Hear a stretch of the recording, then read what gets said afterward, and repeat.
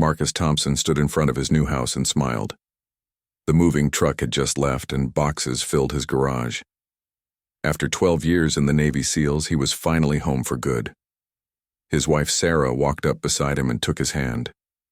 She was tired from the long day but happy. "We did it," she said softly. "We actually bought our dream house."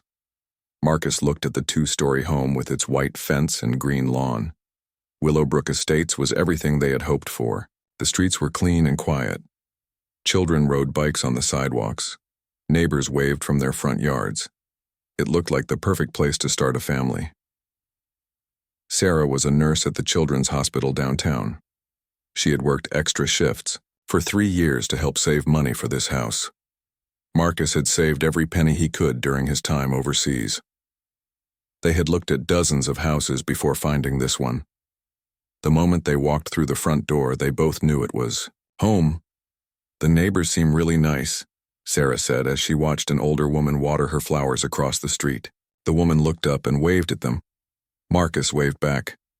"Yeah, everyone we met during the house tour was friendly. I think we're going to like it here." They had visited the neighborhood several times before buying. The real estate agent had shown them around on a Saturday morning. Kids were playing in the park at the end of the street. Couples were walking their dogs. People were washing their cars in their driveways. Everything looked normal and peaceful. The Homeowners Association, President Mrs. Williams, had even stopped by to introduce herself during one visit. She was a middle-aged woman with a warm smile. She told them about the neighborhood barbecues and holiday parties. She explained the simple rules about keeping yards clean and not parking on the grass. Everything seemed reasonable. "The HOA fee isn't too bad either," Marcus had told Sarah after they met Mrs. Williams. And she said they use the money to keep the common areas nice and plan fun events for everyone. Sarah loved that there was a community pool and a playground. She imagined their future children playing there. She pictured herself making friends with other moms while their kids played together. The house itself was perfect for them. 3 bedrooms, 2 bathrooms, and a big kitchen where Sarah could cook the meals she loved making. Marcus had his eye on the garage where he could set up a workshop. The backyard was just the right size for a garden and maybe a swing set someday. Marcus had been deployed 4 times during his Navy career. He had missed birthdays, holidays, and anniversaries. But every sacrifice had been worth it to buy this house. Sarah had been patient through all the lonely nights. She had supported his career even when it was hard. Now they could finally build the life they had always talked about. "I can't wait to paint the spare bedroom," Sarah said as they walked toward the front door. "I'm thinking a soft yellow. That way it'll work for a boy or a girl when the time comes." Marcus squeezed her hand. They had been trying to have a baby for 2 years. The doctors said there was nothing wrong. They just needed to be patient and keep trying. Maybe this new house would bring them the luck they needed. As they unlocked their front door, Marcus noticed how quiet the street was. Most of the neighbors seemed to be inside having dinner. A few houses down, he could see a man grilling on his back deck. The smell of barbecue drifted through the air. It made him hungry. "Should we order pizza tonight?" Sarah asked, reading his mind. "I'm too tired to cook, and all our pots and pans are packed somewhere in those boxes." "Sounds perfect," Marcus said. "Let's eat on the floor in the living room like we're camping." They spent the evening unpacking the most important things. Marcus set up their bed while Sarah organized the kitchen basics. They found their coffee maker and put it on the counter. Sarah said she couldn't function in the morning without her coffee. Around 8 o'clock, they took a break and sat on their front steps eating pizza. A neighbor walked by walking his dog. He was a young guy, maybe 30 years old, with short, brown hair. "Hey there," the man called out. "You must be the new neighbors. I'm Dave. I live in the blue house on the corner." "Hi, Dave," Marcus said, standing up to shake his hand. "I'm Marcus, and this is my wife, Sarah." "Welcome to the neighborhood," Dave said with a friendly smile. "If you need anything, just let me know. My wife and I have been here for 5 years. We love it." Sarah smiled. "Thanks, that's really nice. Everyone seems so welcoming here." "Oh, they are," Dave said. "We have a great community. The annual block party is coming up in a few weeks. You should definitely come. It's a lot of fun." After Dave left, Marcus and Sarah finished their pizza and went back inside. They were both exhausted but happy. As they got ready for bed, Sarah looked out their bedroom window at the quiet street below. "I have a really good feeling about this place," she said. Marcus nodded as he brushed his teeth. "Me too. After all those years of military housing and tiny apartments, this feels like home."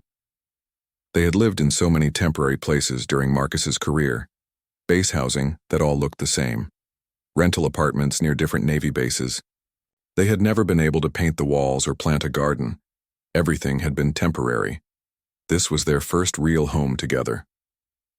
Sarah fell asleep quickly, tired from the long day of moving.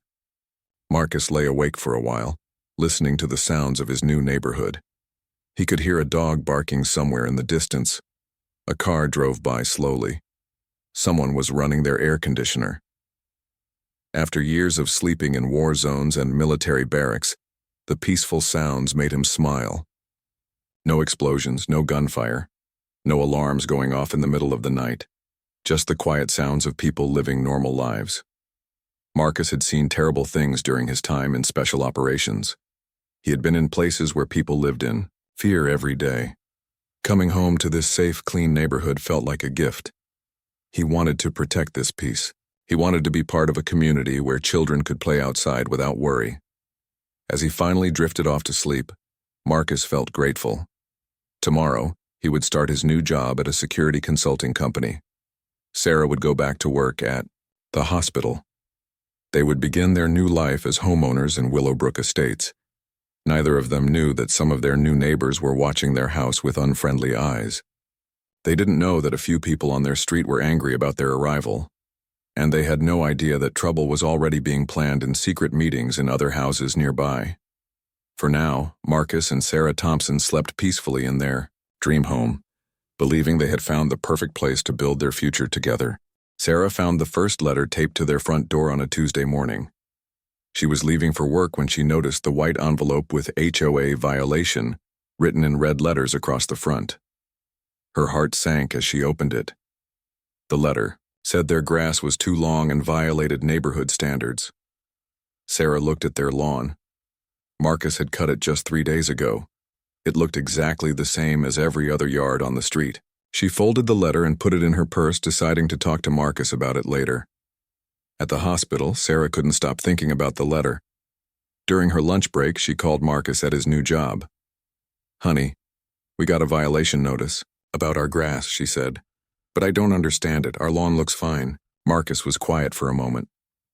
"That's weird. I just mowed it Sunday. Are you sure it's from the real HOA?" "It has the official letterhead," Sarah said. "Maybe I should call Mrs. Williams and ask about it." "Good idea," Marcus said. "I'm sure it's just a mistake." But when Sarah called Mrs. Williams that evening, the HOA president seemed confused. "I didn't send any violation notices this week," Mrs. Williams said, "and I drove by your house yesterday. Your yard looks perfectly fine. Someone might be playing a prank." Sarah felt better after talking to Mrs. Williams. She threw the letter away and forgot about it. But 3 days later, another letter appeared. This one said their car was parked wrong in their own driveway. Sarah stared at their car. It was parked straight and wasn't blocking anything. Marcus was getting angry. "This is ridiculous. Someone is definitely messing with us." He decided to stay home Saturday morning to see who was leaving the letters. He sat by the window with his coffee and waited. Around 10 o'clock, he saw a man he didn't recognize walking up their driveway. The man was white, about 40 years, old and wearing a uniform that looked like a security guard outfit. Marcus went outside to meet him. "Excuse me," Marcus called out. "Can I help you?" The man looked surprised to see Marcus. "Oh, I'm just doing a routine HOA inspection," he said quickly, making sure everyone follows the rules. "What's your name?" Marcus asked. "I'd like to verify this with the HOA president." The man became nervous. "I'm new, just started this week. I have to finish my rounds." He walked away quickly without giving his name. Marcus called Mrs. Williams right away. "We don't have any HOA inspectors," she told him. "I have no idea who that man was. This is very concerning." That afternoon, Marcus and Sarah decided to take a walk around the neighborhood. They wanted to see if other houses were getting violation letters too. As they walked, Marcus noticed something strange. Several of their neighbors seemed to watch them closely but wouldn't make eye contact or wave back when they tried to be friendly. Am I imagining things, or are people being weird? Sarah whispered to Marcus. I noticed it too, he said quietly. Some folks seem friendly, but others act like they don't want us here. They stopped to talk to Dave, their neighbor from the corner house. He was washing his car in his driveway. Hey, Dave, Marcus called out. How's it going? Dave looked around nervously before answering. Oh, hey guys. Everything's fine. But he seemed uncomfortable and kept looking at the other houses. We've been getting some strange HOA violation letters, Sarah said. Have you gotten any? Dave shook his head quickly. No, nothing like that. Maybe you should just ignore them. He went back to washing his car, clearly wanting to end the conversation. As they walked home, Marcus and Sarah noticed that their yard did look different from the others. Not because it was messy or wrong, but because it was the only one with violation letters taped to trees and stuck in the flower beds. Someone is definitely targeting us, Marcus said. The question is why? The next week, things got worse. Sarah came home from work to find a man taking pictures of their house. When she asked what he was doing, he said he was documenting HOA violations. But when she asked to see his credentials, he refused and left quickly. Marcus started keeping a notebook of every strange incident. The fake violation letters, the mysterious inspectors, the unfriendly neighbors. He also noticed that their trash cans had been moved around and their mailbox flag was always up, even when they had no mail. Someone is going through our mail, Marcus told Sarah one evening. I've been watching, and that flag gets put up when we're not home. Sarah felt scared for the first time since they moved in. Why would someone do this to us? We haven't done anything wrong. Marcus had an uncomfortable thought that he didn't want to share with Sarah yet. During his military service, he had seen this kind of harassment before. It usually happened when certain people didn't want others in their community. The pattern was always the same. Start with small annoyances, then escalate to bigger problems. The goal was to make people feel unwelcome enough to leave. Maybe it's because we're new, Marcus said, trying to sound positive. Sometimes it takes time for people to warm up to newcomers. But Sarah wasn't convinced. Marcus, I think it's because we're black. I've been watching, and we're the only black family on this street. Some of these people don't want us here. Marcus had been thinking the same thing, but he hoped he was wrong. He had fought for his country for 12 years. He had saved money and followed all the rules to buy this house. The idea that some people would harass them just because of their race made him angry. Even if that's true, Marcus said carefully, we're not going anywhere. We bought this house legally. We have every right to be here. The harassment continued through the third week. Fake violation letters appeared almost daily. Strange men in uniforms kept showing up to inspect their property. Some neighbors avoided them completely, while others stared at them with unfriendly expressions. Sarah started having trouble sleeping. She would hear noises outside at night and worry that someone was on their property. Marcus checked the house every evening, making sure all the doors and windows were locked. I'm starting to document everything, Sarah told Marcus one night. I'm taking pictures of the fake letters and writing down every incident. If this keeps up, we might need to call the police, Marcus nodded. His military training had taught him to gather intelligence before taking action. Good thinking. We need evidence if we're going to prove someone is harassing us. The worst part was feeling alone. Dave still talked to them sometimes, but he always seemed nervous about it. Mrs. Williams was sympathetic but lived across town and couldn't help much. An elderly woman named Mrs. Patterson, who lived 2 houses down, always smiled and waved, but they hadn't talked to her much yet. I miss feeling safe in our own home, Sarah said sadly. When we first moved here, I thought we had found the perfect neighborhood. Now I'm afraid to check the mail. Marcus put his arm around his wife. We're going to figure this out. Whoever is doing this thinks they can scare us away, but they don't know who they're dealing with. Sarah looked at her husband and saw the determination in his eyes. Marcus had faced much worse than neighborhood bullies during his military career. She felt better knowing he wouldn't give up easily. "What do you think we should do?" she asked. "Keep documenting everything," Marcus said. "And tomorrow I'm going to do some research. I want to find out who these fake inspectors really are." Neither of them knew that their harassment was about to get much worse. The fake violation letters were just the beginning. Soon, the people targeting them would become bolder and more dangerous. But Marcus and Sarah Thompson were stronger than their enemies realized. They had survived military deployments and worked hard for everything they had. They weren't going to be driven from their dream home without a fight. Jake Morrison and Brett Collins sat in Jake's basement planning their next move. Empty beer bottles covered the table between them. Jake was angry about losing his security guard job at the mall. Brett had been fired from the hospital for being rude to patients. Both men blamed their problems on everyone else.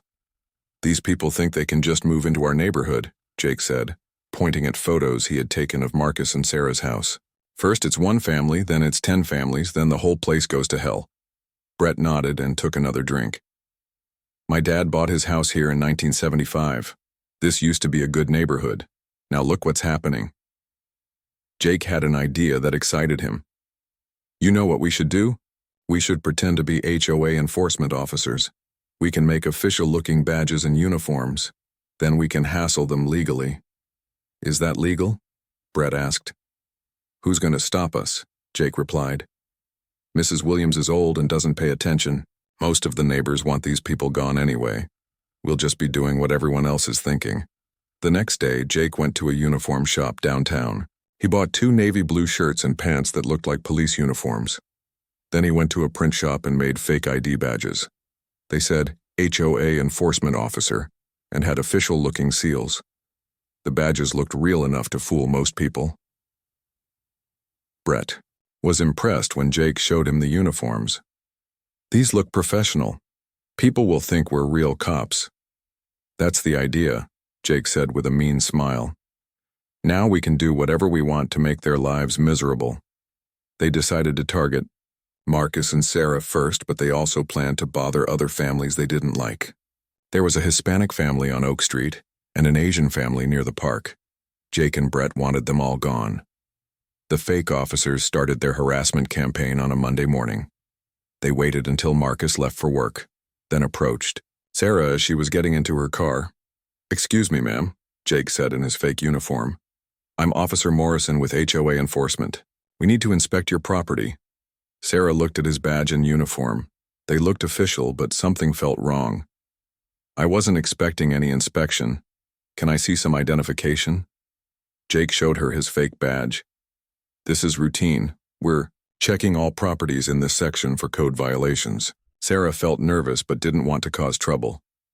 "Okay, but I'm late for work. Can you come back another time?" "This will only take a few minutes," Brett said, joining them. "We just need to check your backyard and garage." Sarah reluctantly agreed. She watched as the 2 men walked around her property taking notes and pictures. They seemed to be looking for problems rather than just checking things. "Your fence is 6 inches too high," Jake announced, "and these flower beds are planted too close to the property line." Sarah knew this was wrong. She had checked all the HOA rules before planting anything. "Are you sure? I measured everything carefully." "Are you questioning our authority?" Brett asked in a threatening voice. "We know the rules. You're getting violations for both issues." That evening, Sarah told Marcus about the inspection. He was immediately suspicious. "Did they show you any real credentials?" Marcus asked. "Anyone can buy a fake badge online." "They had uniforms and official-looking IDs," Sarah said. "But they were kind of rude. Real police officers are usually more professional." Marcus decided to call Mrs. Williams again. She was confused and concerned. "I keep telling people we don't have enforcement officers," Mrs. Williams said. "The HOA doesn't work that way. We rely on neighbors to report problems, and then the board discusses them at meetings." "So these guys are completely fake?" Marcus asked. "It sounds like it. You should call the real police," Mrs. Williams suggested. "This could be some kind of scam." But when Marcus called the police, they weren't very helpful. The officer who took his report seemed bored. They didn't steal anything or threaten you directly, the officer said. Unless they actually break the law, there's not much we can do. Maybe they're just overzealous volunteers. Marcus was frustrated. They're impersonating officials, isn't that illegal? Only if they claim to be real police officers, the officer explained. If they just say they're HOA enforcement, that's probably not a crime. The fake officers came back 3 more times that week. Each time they found new violations that didn't make sense. Sarah's car was parked wrong. Their trash cans were the wrong color. Their doormat was too big. The violations were getting ridiculous. Marcus decided to watch from inside the house the next time they came. On Friday afternoon, he saw Jake and Brett walking up his driveway. He quickly called his neighbor Dave. "Hey Dave, do you see those 2 men in uniforms outside my house?" Marcus asked. Dave looked out his window. "Yeah, what about them? Have they ever inspected your property?" Marcus asked. There was a long pause. "No, they haven't bothered us at all." Marcus felt anger building in his chest. "Thanks, Dave. That tells me everything I need to know." After Dave hung up, Marcus watched. The fake officers through his window. They spent 20 minutes examining his property with a measuring tape. They took photos of everything. They even opened his mailbox and looked inside. When Sarah came home, Marcus told her what he had observed.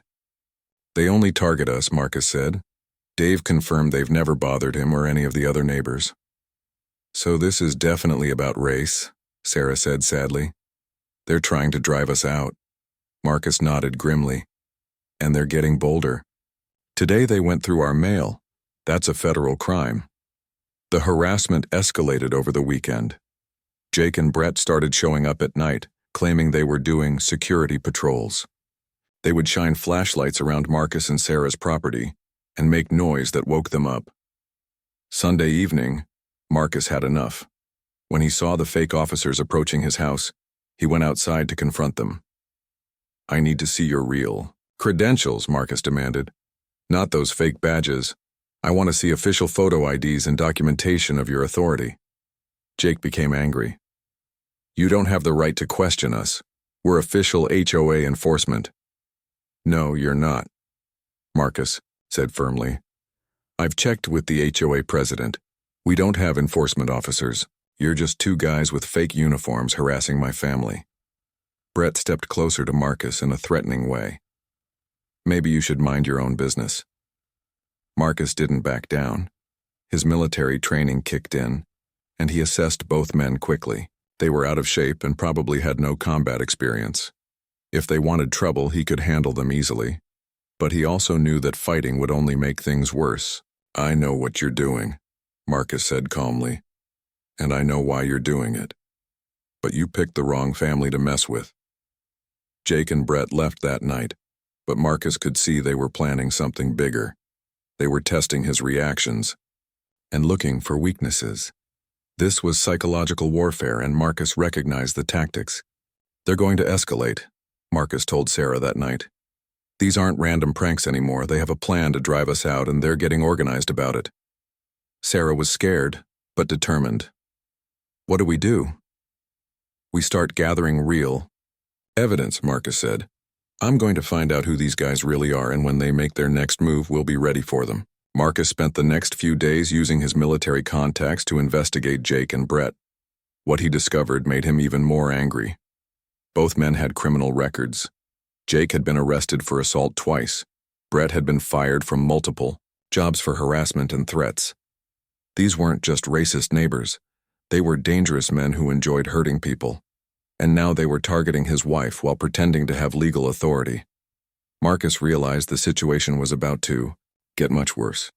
Marcus sat at his computer late at night, using skills he had learned in the Navy to research Jake Morrison and Brett Collins.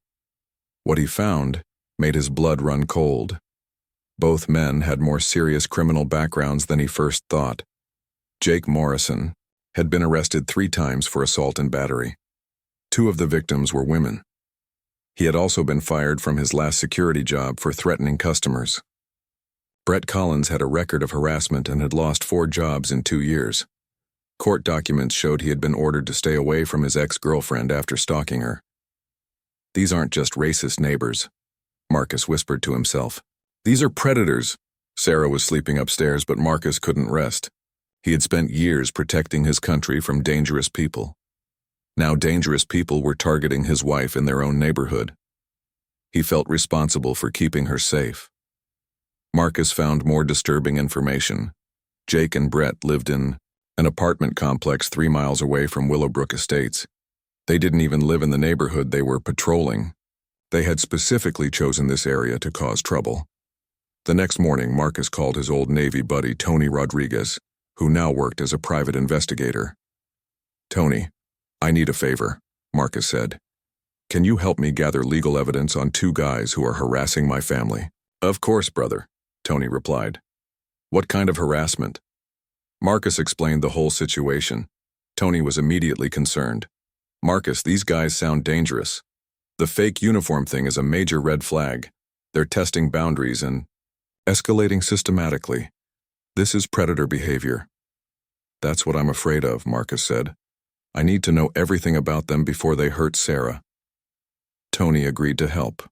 He had access to databases and surveillance equipment that could provide detailed information about Jake and Brett's activities. Meanwhile, the harassment continued to escalate. The fake officers started showing up during the day when Marcus was at work. They would spend long periods examining Sarah's car and taking photos of the house. Neighbors could see them, but no one said anything. Sarah started carrying pepper spray and always locked her car doors, even in the driveway. She felt like she was being watched all the time. At work, she had trouble concentrating because she worried about what she might find when she got home. "I hate feeling afraid in my own neighborhood," Sarah told Marcus one evening. "This isn't how we're supposed to live." Marcus held her close. "I know, baby.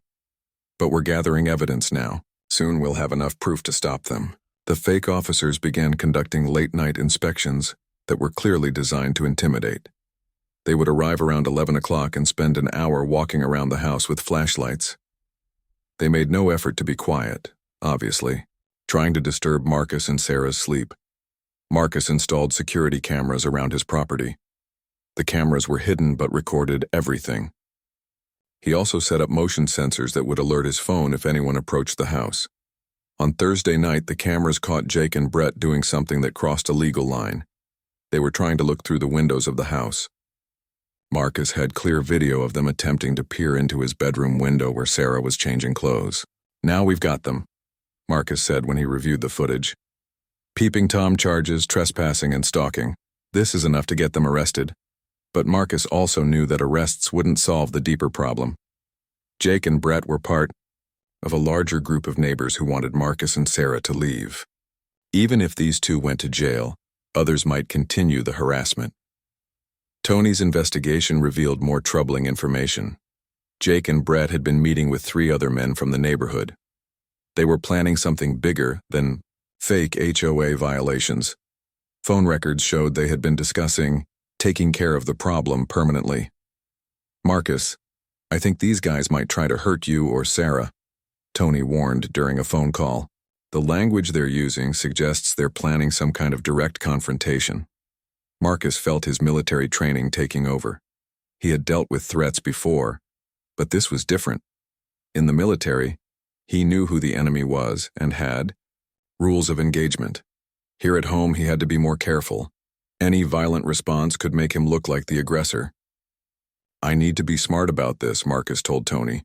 "If I fight back too aggressively, they'll claim I'm the dangerous one, but I can't let them hurt Sarah." Marcus started varying his schedule to be unpredictable.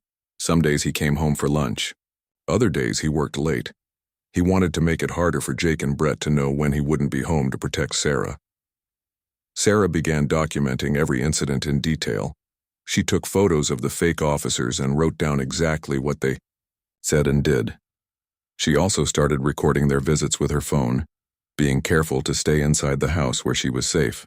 "I got them on video today threatening to have our car towed," Sarah told Marcus. "They said if we didn't fix our violations, they would call a tow truck." Marcus watched the video and shook his head. "They're getting more aggressive, and they're stupid enough to make threats on camera."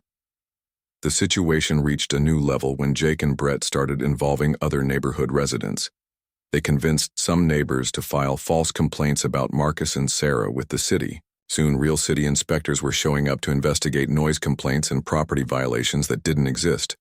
Someone reported that you're running an illegal business from your home, the city inspector told Marcus. I have to investigate, but I can see there's nothing here. Marcus was polite to the real inspector but furious about the false reports. This is harassment. Someone is making fake complaints to waste your time and cause us trouble. The inspector nodded sympathetically. I can see that. We've been getting a lot of questionable reports about this address. If you want to file a complaint about false reporting, you should contact the police. But Marcus knew the police wouldn't help much. He needed solid evidence of a crime before they would take action. The fake HOA officers were careful to stay just within legal boundaries most of the time. That weekend, Marcus and Sarah attended their first neighborhood barbecue, hoping to meet other residents and build alliances. The event was awkward and uncomfortable. Some neighbors were friendly, but others avoided them completely. Jake and Brett weren't there, but their influence was obvious. I feel like everyone is watching us, Sarah whispered to Marcus as they stood by the food table. Marcus noticed it too. Conversations stopped when they walked by. People smiled politely but didn't try to start real friendships. A few neighbors seemed genuinely welcoming, but they were clearly in the minority. Mrs. Patterson, the elderly woman from down the street, approached them during the barbecue. I want you to know that not everyone agrees with what's been happening, she said quietly. Some of us are embarrassed by how you've been treated. Thank you, Sarah said gratefully. It's nice to know we have at least one friendly neighbor. Mrs. Patterson looked around to make sure no one was listening. Those men in uniforms aren't real officials. I called the HOA myself to check. You should be careful around them.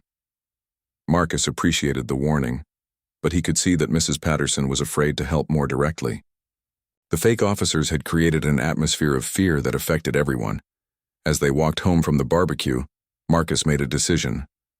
I'm done playing defense, he told Sarah. It's time to go on the offensive. I'm going to force these guys to make a mistake that gets them arrested. Sarah looked worried. How are you going to do that? I'm going to confront them directly next time they show up, Marcus said. I'll record everything and push them to cross a legal line. Once they assault me or make direct threats, the police will have to act. That sounds dangerous, Sarah said. What if they hurt you? Marcus smiled grimly. Sarah, I survived 4 combat deployments. These 2 clowns don't scare me, but I'm more worried about what they might do to you when I'm not home. What do you mean? Sarah asked. They're escalating toward a direct confrontation, Marcus explained. All their harassment has been building up to something bigger. I think they're planning to come after you when I'm not here to protect you. That night, Marcus couldn't sleep.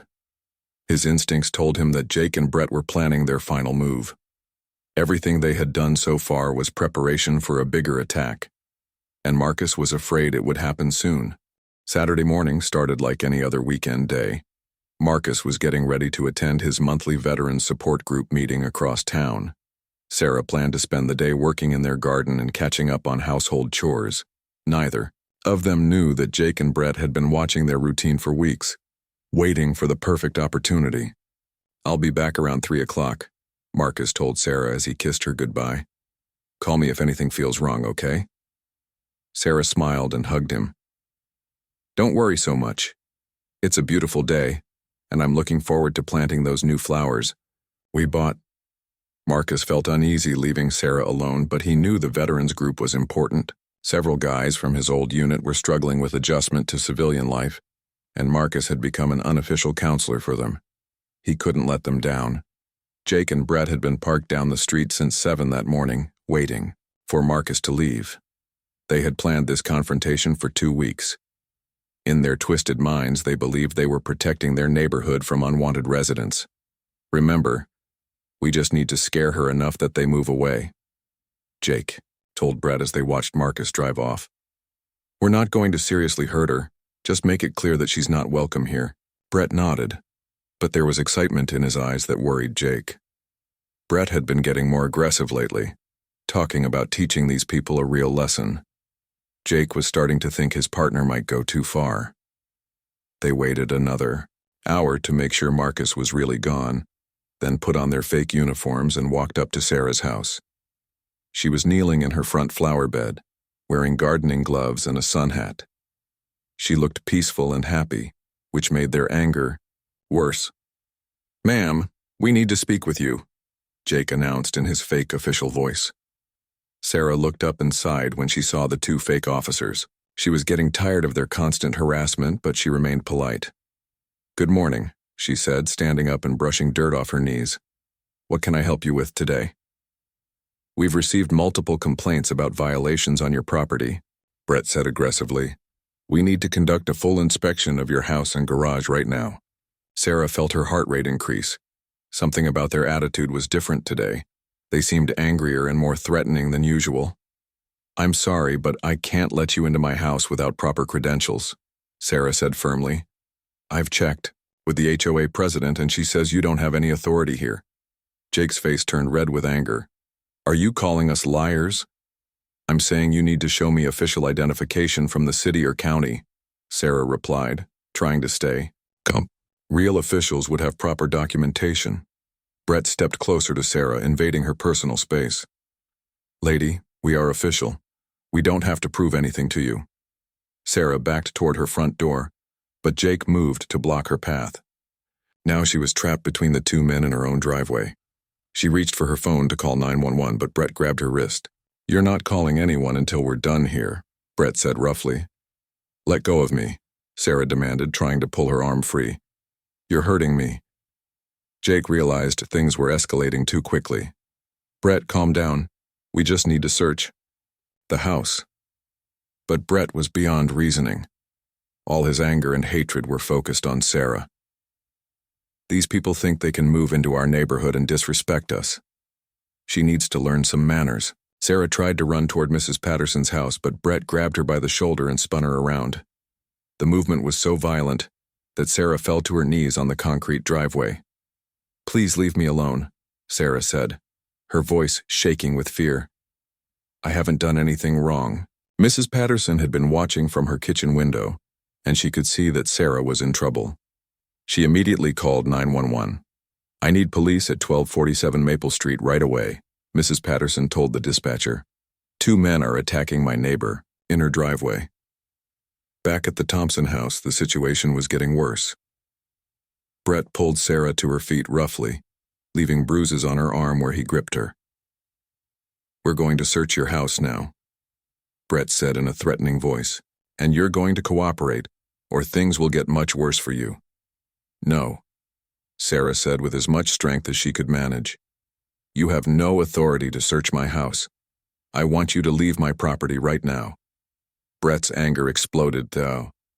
Her refusal. "You don't get to tell us what to do." He raised his hand and slapped Sarah hard across the face. The sound echoed through the quiet neighborhood. Sarah's head snapped to the side and she tasted blood in her mouth. Her cheek immediately began to swell and turn red. Jake was shocked by his partner's violence. "Brett, what the hell are you doing? We weren't supposed to hit her." But Brett was beyond control now. "She disrespected us. These people need to learn their place." Sarah managed to pull her phone out of her pocket and started recording video despite her shaking hands. Brett saw the phone and grabbed for it, but Sarah held it away from him. "Stop recording us," Brett shouted, lunging for the phone again. Sarah stumbled backward, still trying to keep the phone away from Brett. She managed to capture several seconds of video showing both men's faces and their fake uniforms before Brett succeeded in knocking the phone from her hands. It skittered across the driveway and Brett stomped on it, breaking the screen. "Now there's no evidence," Brett said with satisfaction. But Brett was wrong. Mrs. Patterson was still on the phone with 911, and she had been describing everything she witnessed to the dispatcher. Several other neighbors had also seen the assault and were calling the police. Sarah's face was swelling, and she could feel blood on her lip. She was scared and hurt, but she was also angry. These men had been terrorizing her family for weeks, and now they had crossed a line that could never be uncrossed. "You're going to go to jail for this," Sarah told them, surprising herself with the strength in her voice. Jake finally realized how serious the situation had become. "We need to leave." Now. But Brett wasn't ready to stop. The violence had excited him and he wanted to do more damage. We're not done here. She needs to understand that we run this neighborhood. Brett, I can hear sirens, Jake said urgently. Someone called the cops. We have to go. The sound of approaching police sirens finally broke through Brett's rage. Both men ran toward their car, which was parked around the corner, but several neighbors had seen them and were pointing them out to the arriving police officers. Mrs. Patterson hurried over to help Sarah, who was sitting on her front steps holding a towel to her bleeding lip. Are you okay, dear? Mrs. Patterson asked gently. The ambulance is coming. Sarah nodded, though she was shaking from shock and adrenaline. Thank you for calling the police. I don't know what would have happened if you hadn't been watching. I saw the whole thing, Mrs. Patterson said angrily. Those men are criminals. They had no right to touch you. The police caught Jake and Brett trying to drive away from the neighborhood. Their fake uniforms and IDs were evidence of their deception. Multiple witnesses had seen the assault, and Mrs. Patterson had provided a detailed account to the 911 dispatcher. Sarah was taken to the hospital to be treated for her injuries and to have them documented as evidence. She had a swollen cheek, a split lip, and bruises on her arms where Brett had grabbed her. The injuries weren't life-threatening, but they were clear proof of the assault. When Marcus got the call from the hospital, he felt a cold rage that he hadn't experienced since combat. Someone had hurt his wife. Someone had attacked her in their own driveway while he wasn't there to protect her. Every instinct he had developed as a Navy SEAL told him to find the men responsible and make them pay. Marcus drove to the hospital, faster than he had ever driven in his life. When he saw Sarah's bruised face, something inside him broke. His wife had been hurt by cowards who waited until he was gone to attack her. The sight of her injuries triggered every protective instinct he possessed. I'm going to find them, Marcus said quietly, his voice filled with deadly calm. Sarah took his hand and looked into his eyes. She could see the dangerous anger there, and it scared her almost as much as the assault had. Marcus, the police have them. They're going to be arrested. You don't need to do anything. But Marcus knew that arrests and court cases took time. Jake and Brett might make bail and come back to finish what they started.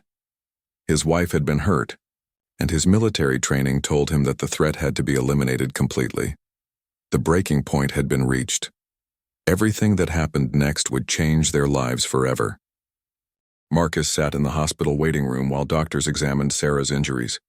His hands were clenched into fists, and his jaw was tight with controlled rage. Every few minutes, he would close his eyes and see his wife's bruised face. The image burned in his mind like fire. Dr. Martinez came out to speak with him after an hour. Your wife is going to be fine, she said gently. She has a mild concussion, facial bruising, and some cuts on her lip. We're going to keep her for observation for a few hours, but she can go home tonight. Thank you, Marcus said, his voice steady but cold. The police photographer has documented all her injuries, Dr. Martinez continued. This will be important evidence for the court case. Marcus nodded, but he wasn't thinking about court cases. He was thinking about the two men who had hurt his wife. In his mind, they had declared war on his family, and Marcus knew how to fight wars. When he was finally allowed to see Sarah, Marcus felt his heart break. Her left cheek was purple and swollen. Her lip was split and stitched. There were dark bruises on both her arms where Brett had grabbed her.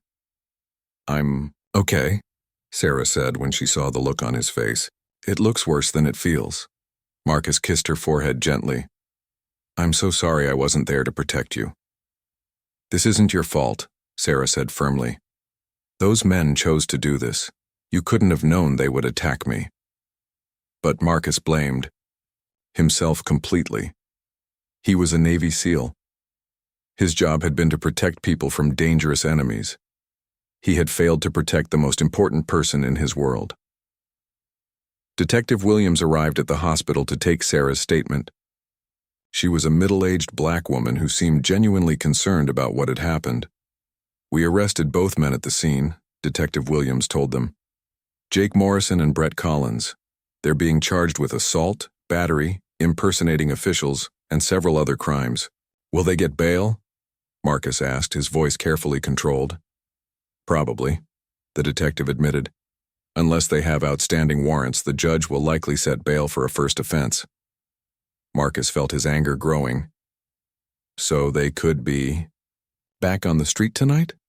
It's possible, Detective Williams said, but they'll have restraining orders preventing them from coming near you or your house. Sarah could see the dangerous look in her husband's eyes. Marcus, let the legal system handle this. We have evidence. They're going to jail. Marcus nodded, but he wasn't convinced that jail would be enough. These men had escalated from harassment to violence. If they made bail, they might escalate even further. Marcus couldn't risk them hurting Sarah again. That evening, Marcus helped Sarah get settled at home. He made dinner and brought her pain medication. He tried to act normal, but Sarah could tell he was planning something. "Promise me you won't do anything stupid," Sarah said as they sat on the couch. "I know you're angry, but violence will only make things worse." "I promise I won't do anything stupid," Marcus said, choosing his words carefully. Around 9 o'clock, Marcus got a call from his friend Tony, the private investigator. "Marcus, I've got bad news," Tony said. "Both guys made bail 2 hours ago. They're back on the street." Marcus felt his blood turn cold. "Are you sure?" "I have a contact at the courthouse," Tony confirmed. "Jake Morrison posted $10,000. Bail. Brett Collins got out on $5,000. They're free until their trial date." After Marcus hung up, he told Sarah about the bail. She became frightened again. "What if they come back?" Sarah asked. "What if they try to hurt us again?" "They won't get the chance," Marcus said grimly. Marcus waited until Sarah fell asleep. Then he quietly left the house. He had spent the afternoon using his military contacts to track down Jake and Brett's locations. He knew where they lived, where they worked, and where they spent their free time. Tony had provided additional intelligence. Both men frequently spent Saturday nights at Murphy's Bar, a rundown place on the edge of town. They usually stayed until closing time, drinking heavily and bragging about their exploits. Marcus parked his truck across from Murphy's Bar at 11 o'clock. He could see Jake and Brett through the window, sitting at a table near the back. They were drinking beer and laughing, probably celebrating getting out of jail so easily. Marcus felt his Navy SEAL training taking over. He assessed the situation like a military operation. 2 targets, both intoxicated, in a poorly lit area with no witnesses. The parking lot behind the bar was empty, except for their car. Marcus waited until 12:30, when Jake and Brett stumbled out of the bar. They were drunk and loud, making jokes about the stupid police and the black woman who thought she could press charges against them. "She got what she deserved," Brett said loudly. "Maybe now she'll know her place." Jake laughed. "Did you see how scared she was? These people are all cowards when you stand up to them." Marcus followed them into the parking lot, staying in the shadows. His military training allowed him to move silently, even on gravel. Jake and Brett were too drunk to notice they were being followed. As they reached their car, Marcus stepped out of the darkness. "Gentlemen," Marcus said calmly, "we need to talk." Jake and Brett spun around, startled.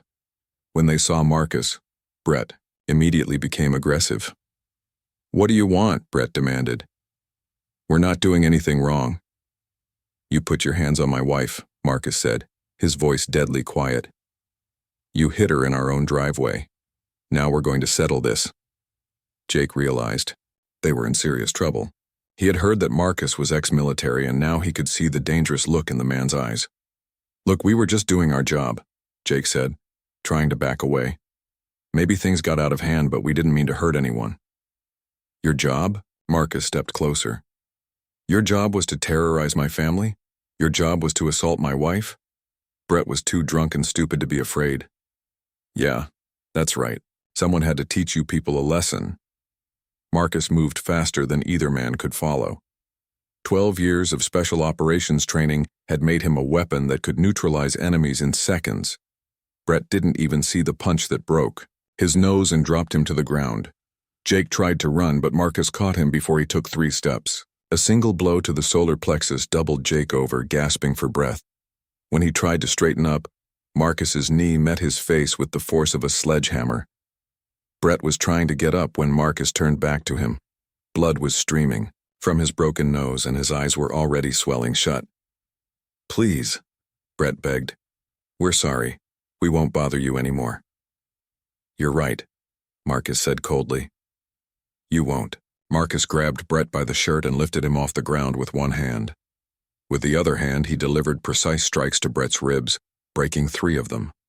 Brett's scream echoed through the empty parking lot. Jake was crawling toward the car, trying to escape, but Marcus caught him easily. A quick strike to Jake's knee produced a sickening crack as the joint bent in the wrong direction.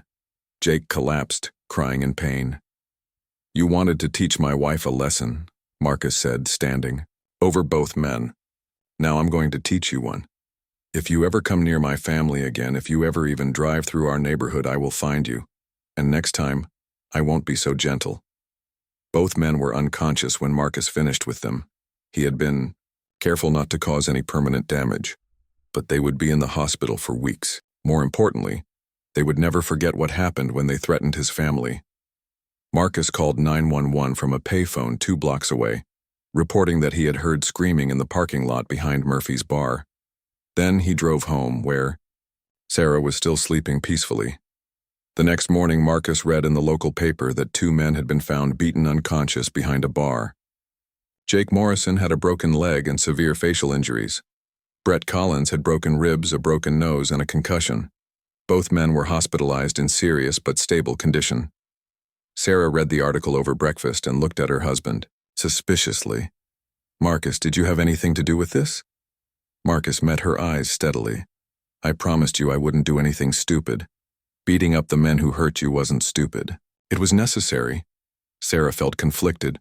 Part of her was horrified by the violence, but another part of her felt relief knowing that the men who had terrorized her were now the ones living in fear. "What if the police figure out it was you?" Sarah asked. "They won't," Marcus said confidently. "I was careful. And even if they suspect me, those 2 aren't going to press charges. They know what will happen if they do." Marcus was right. When police questioned Jake and Brett at the hospital, both men claimed they couldn't remember who had attacked them. They said it was too dark to see anything clearly. The real message had been delivered, though. Word spread quickly through the criminal community that the Thompson family was not to be touched. Marcus had earned a reputation as someone who would protect his family at any cost. For the first time in weeks, Sarah felt safe in her own home. Detective Williams knocked on Marcus and Sarah's door 3 days after the parking lot incident. Marcus answered calmly, showing no signs of guilt or nervousness. "Mr. Thompson, I need to ask you some questions about Saturday night, Detective," Williams said. "Where were you between 11 p.m. and 1 a.m.? "I was home with my wife," Marcus replied smoothly. "She's been having trouble sleeping since the assault, so I stayed close to help her."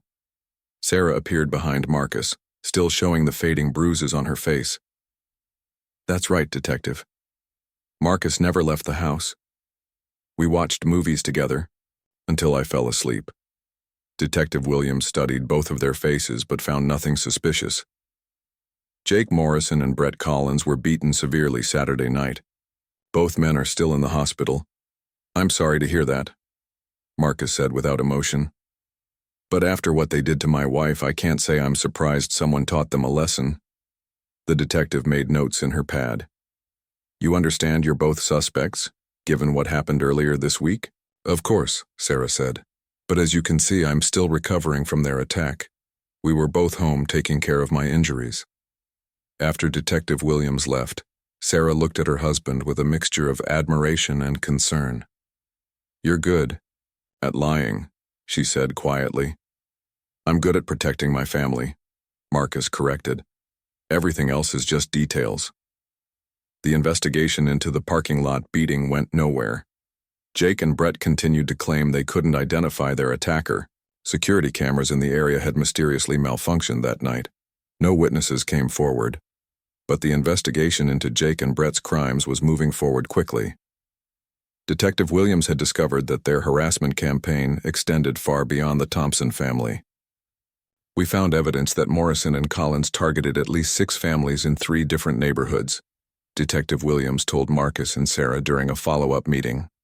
All of the victims were minorities who had recently moved into predominantly white areas. Sarah was shocked. They've been doing this to other people for over a year, the detective confirmed. They had a whole operation set up. Fake uniforms, fake IDs, even fake violation notices printed on official-looking letterhead. Marcus felt vindicated in his decision to stop them with force. So this wasn't personal, they're just professional bigots. Detective Williams nodded. We're also investigating whether they had help from other residents. Some of the harassment required inside knowledge about when families would be alone or vulnerable. The investigation revealed a disturbing network of cooperation. Several neighbors in different areas had provided Jake and Brett with information about minority families' schedules and activities.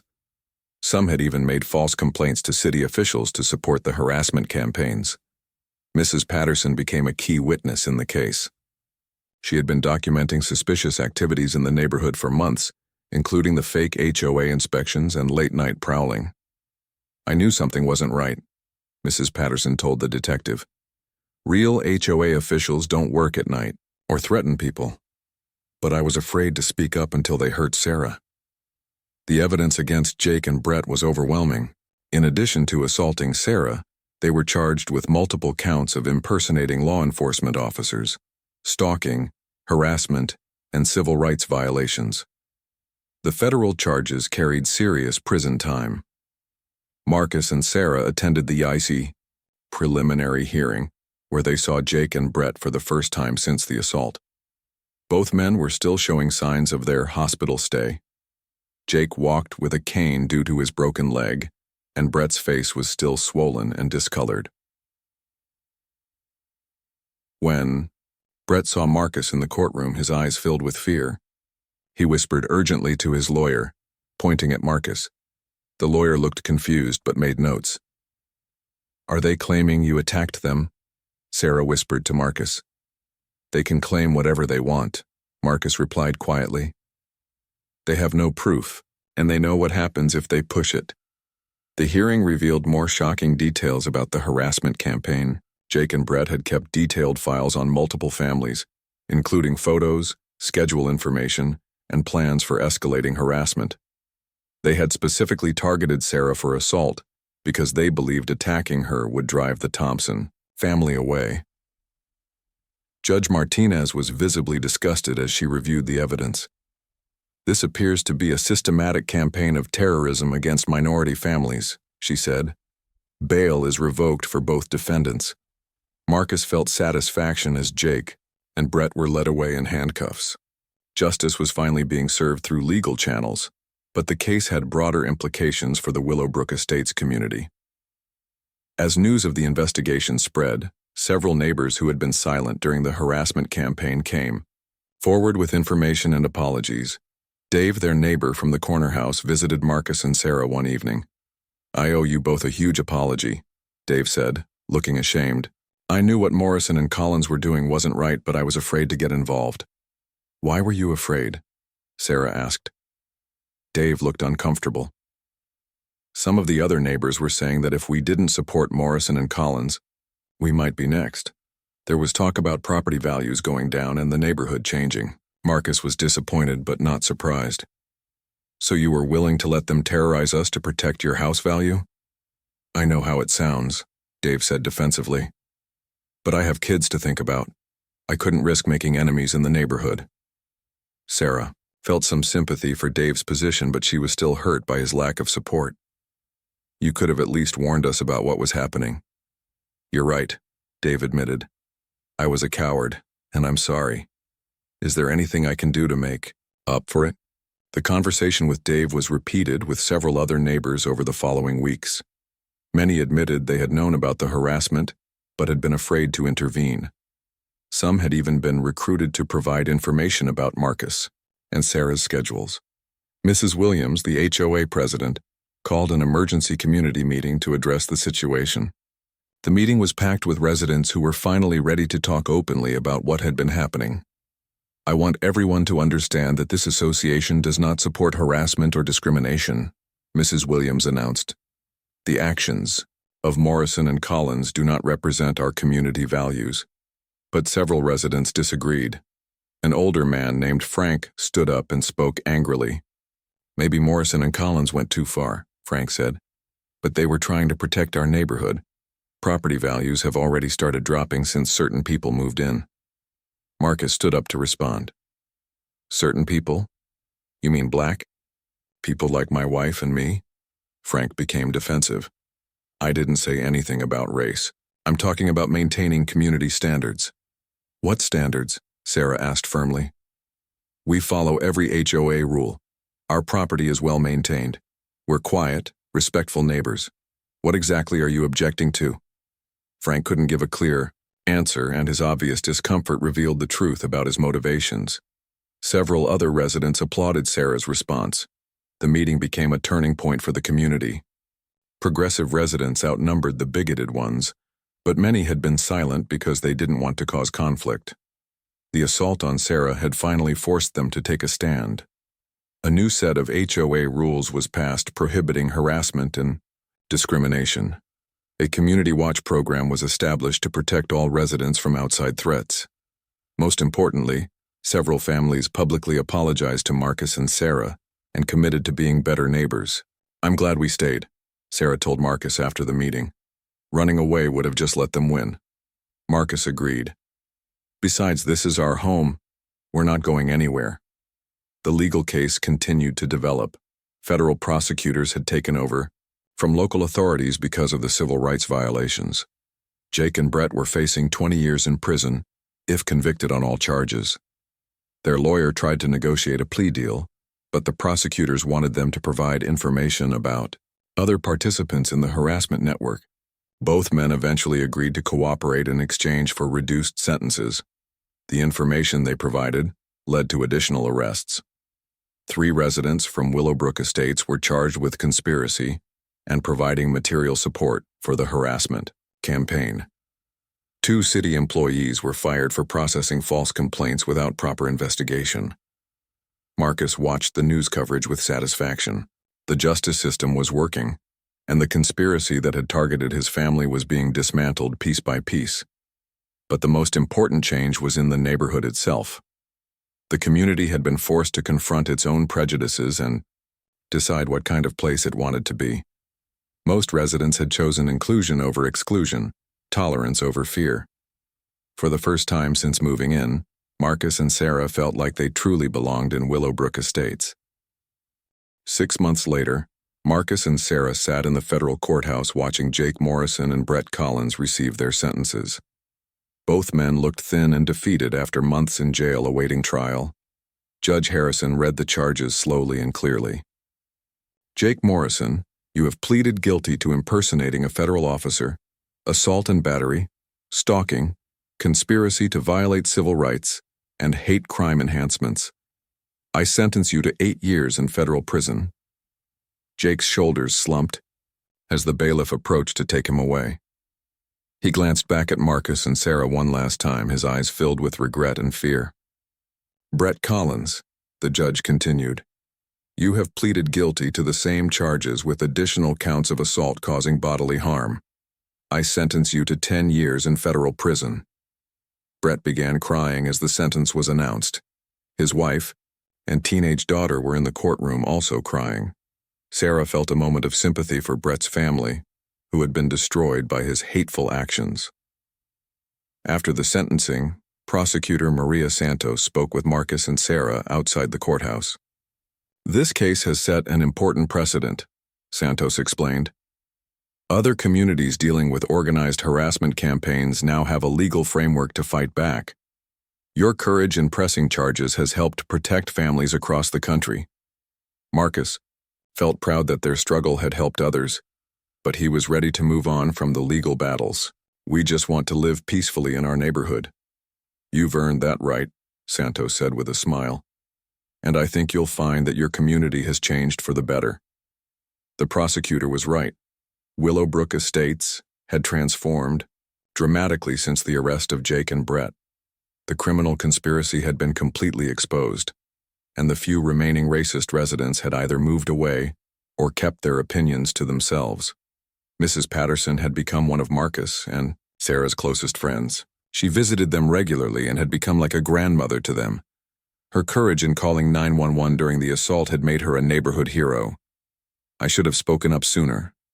Mrs. Patterson often said, but I'm glad I found my voice when it mattered most.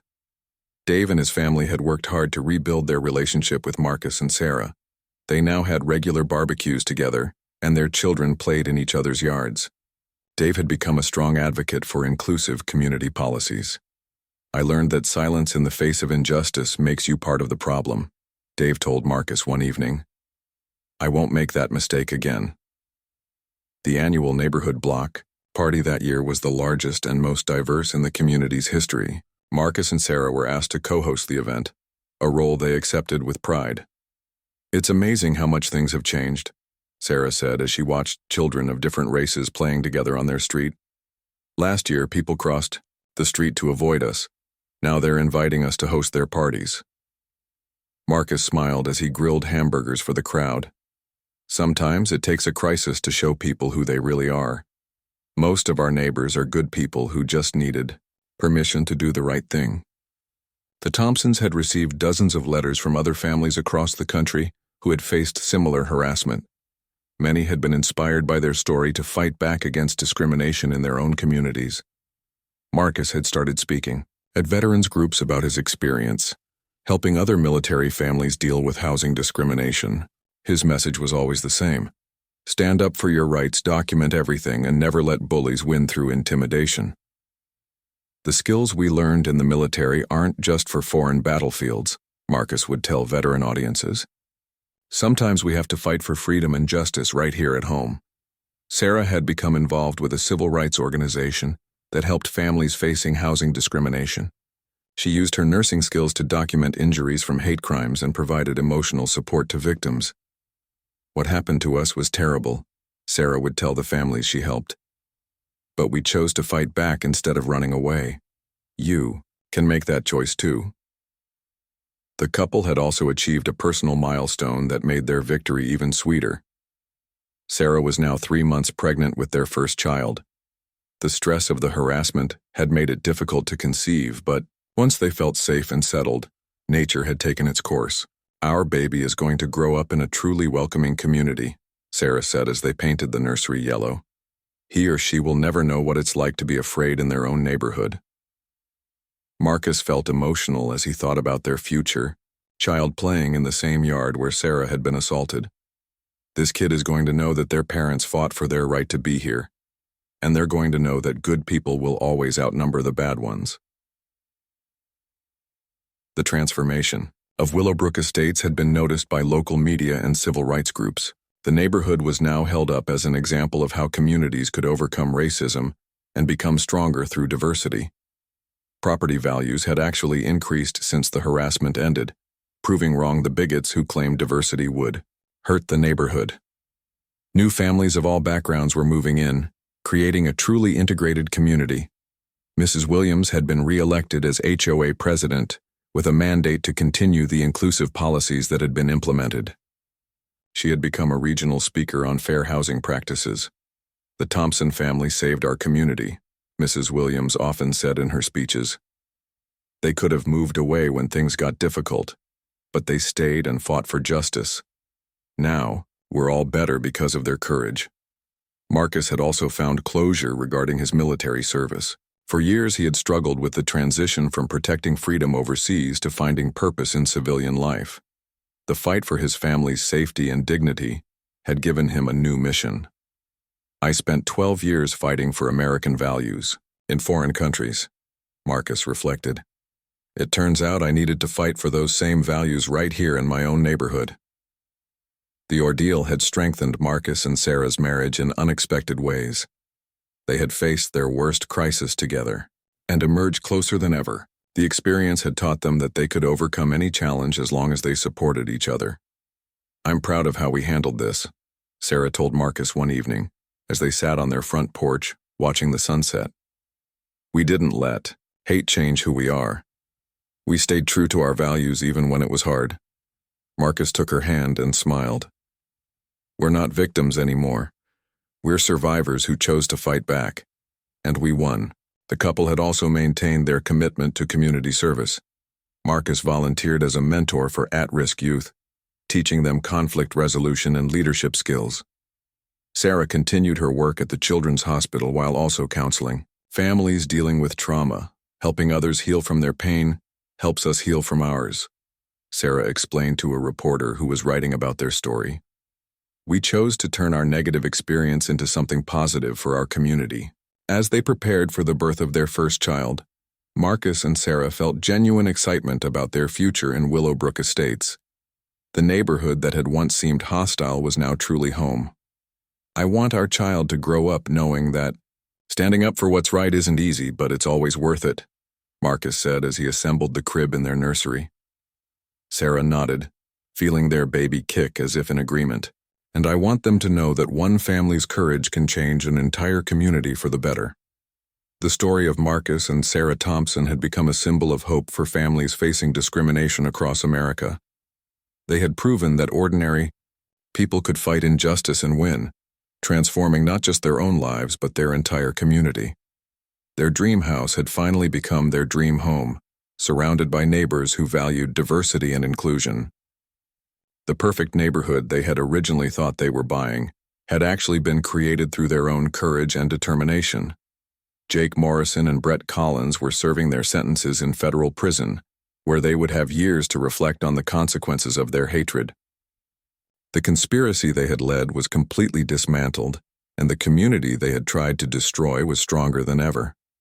Marcus and Sarah's baby would be born into a world where love had triumphed over hate, where courage had defeated cowardice, and where justice had prevailed over injustice. It was exactly the kind of world worth fighting for.